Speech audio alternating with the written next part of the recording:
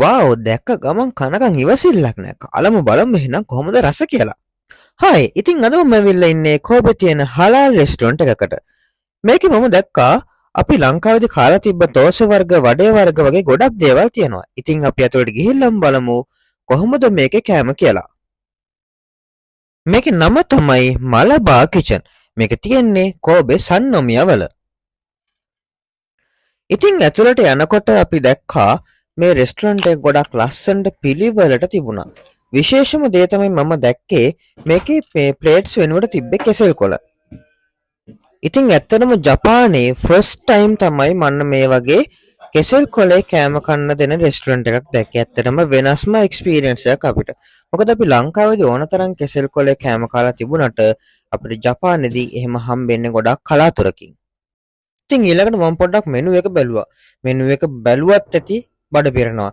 මොකද ඒ තරම් රස පාටට මේකේ කෑම තියෙනවා කියලා මට පේනවා. ඉතින් අපි කාලම බලමු කොහොමද මේකේ කෑම කියලා. ඉතින් මෙයාලා අපිට රෙකමන්ඩ් කරා මේකේ තියෙන තෝසෙ සෙට් එකක්.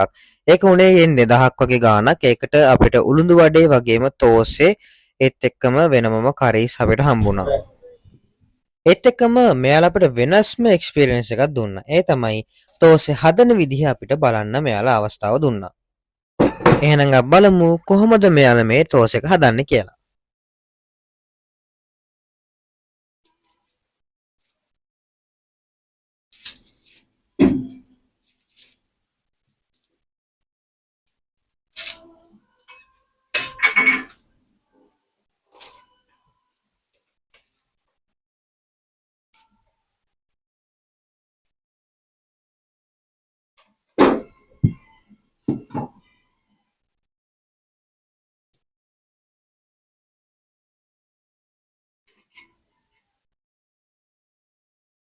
ದೋಸಾಗ ಪರಿಪರಿ ದಿಸ್ಕ ಎವರಕಾಯಿ ದಿಸ್ಕ පරිපරි ಇದೆ. ಪರಿಪರಿ ಹಾಯ್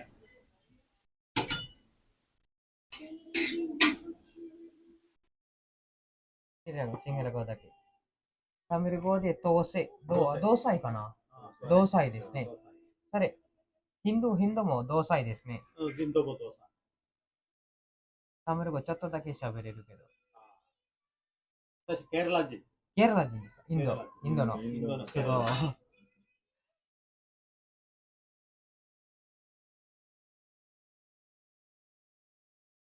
はいパリパリマサラドーサとまたどうぞありがとうございこれまはドーサ渡せってスリランカのドーサやドーセイわす。でありがとうござい ඉතින් මෙයාලා මෙන්න මේ වගේ ගොඩක් ලස්සනට පිළිවෙලට අපිට මේ තෝසෙ සෙට් එක හදලා දුන්නා. දැන් ඉතින් අපි මේක රස විඳින්නයි යන්නේ.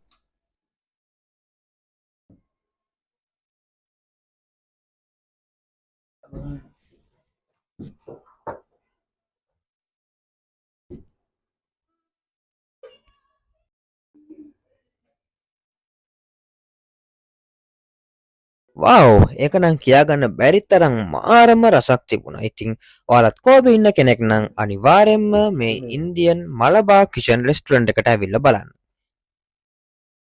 ありがとうございます。美味しかっありがとうございましたた。とても美味しかった。